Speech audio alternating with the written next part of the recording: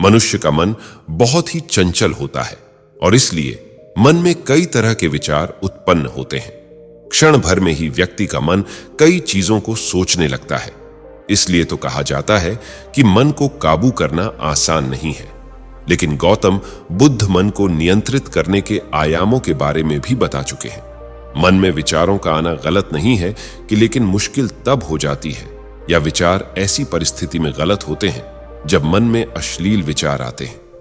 कभी कभी तो ना चाहने के बावजूद भी मन में अश्लील विचार आते हैं।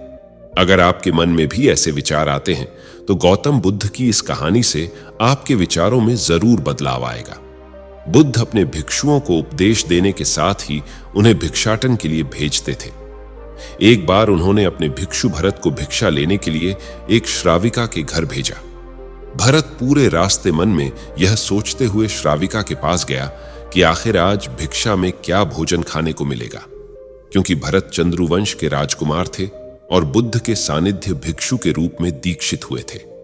हमेशा भरत को महल में खाने के लिए स्वादिष्ट पकवान मिलते थे, लेकिन आज भिक्षा के रूप में उसे जो भी मिलेगा संतुष्ट होना पड़ेगा। श्राविका के घर पहुंचकर भरत ने भिक्षा मांगी। श्राविका ने भरत को बैठने के लिए कहा और भोजन लाने के लिए घर के भीतर चली गई। इधर भरत फिर से अपने प्रिय भोजन के बारे में सोचने लगे और जैसे ही श्राविका भोजन लेकर आई तो भरत अचंभित रह गए। भरत ने देखा कि श्राविका ने उनके लिए उनके पसंदीदा पकवान परोसे हैं और अपने प्रिय भोजन को देखकर वह खुश हो गए। भोजन ग्रहण करते हुए भी भरत सोच रहे थे कि महल में तो उन्हें भोजन के बाद विश्राम करने की आदत है, लेकिन आज उन्हें भोजन के बाद वापस तेज धूप में चलकर आश्रम जाना होगा। लेकिन भोजन के बाद श्राविका ने भरत को कुछ समय के लिए विश्राम करने का आग्रह किया। भरत फिर से खुश हुए कि आखिर आज उनके मन की सारी इच्छाएं कैसी पूरी हो रही है। इसके बाद भरत कुछ देर विश्राम करने लगे, लेकिन विश्राम करते हुए भी लेटे लेटे वह सोचने लगे कि आज तो मुझे भोजन के बाद विश्राम करने को मिल गया, लेकिन ऐसा रोज रोज नहीं होगा। जब भरत विश्राम के बाद उठे तो श्राविका ने कहा कि आप जब तक चाहे यहां ठहर सकते हैं। भरत अब समझ गए कि यह कोई संयोग नहीं हो सकता।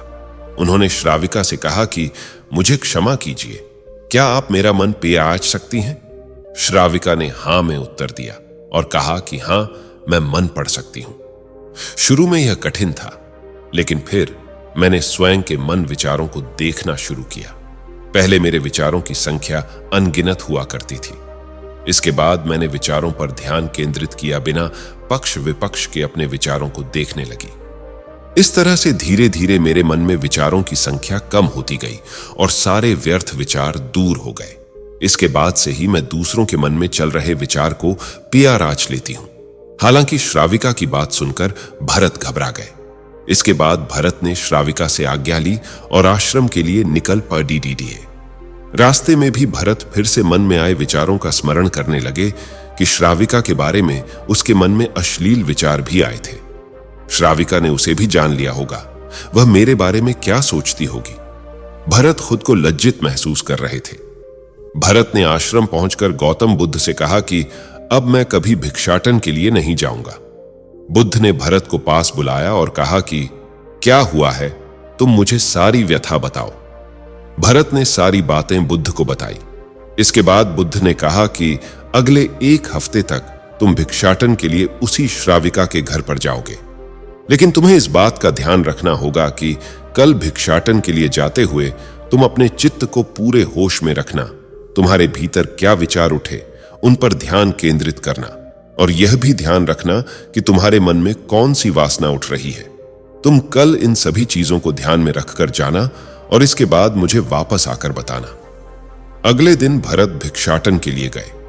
बुद्ध के बताए अनुसार वह पूरे रास्ते अपने होश को जागृत रखते हुए चल रहे थे। जब श्राविका का घर आया तो भरत ने भिक्षा मांगी। उसके भीतर कोई वासना नहीं थी और ना ही कोई विचार उत्पन्न हो रहे थे, क्योंकि उसने अपने मन को पूरी तरह जागृत रखा था। भरत ने भिक्षा ली और आश्रम चला गया। भरत ने बुद्ध को प्रणाम किया और कहा कि आज उसे जिस आनंद की अनुभूति हुई वह पहले कभी नहीं हुई। तो दोस्तों, अगर आपके पास समय नहीं है ऐसे मोटिवेशनल वीडियोस को देखने का तो आप ऐसे लाइफ को बदल देने वाली कहानियों को काम करते वक्त या सफर करते वक्त भी सुन सकते हैं कुकू FM ऐप द्वारा। तो अभी इंस्टॉल करें कुकू FM ऐप और अगर आप मेरे दिए गए कोड को अप्लाई करते हैं तो आपको मिलेगा 50% का डिस्काउंट। तो ऐप को इंस्टॉल करने के लिए डिस्क्रिप्शन में दिए गए लिंक पर क्लिक करें।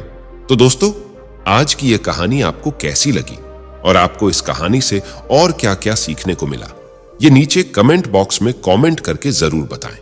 साथ ही अगर आपको यह कहानी पसंद आई होगी और आपके लिए उपयोगी साबित हुई होगी तो इसे अपने परिवार और दोस्तों के साथ अवश्य शेयर कीजिए ताकि और लोगों को भी यह कहानी सुनने को मिल सके। दोस्तों, आज के इस वीडियो में सिर्फ इतना ही।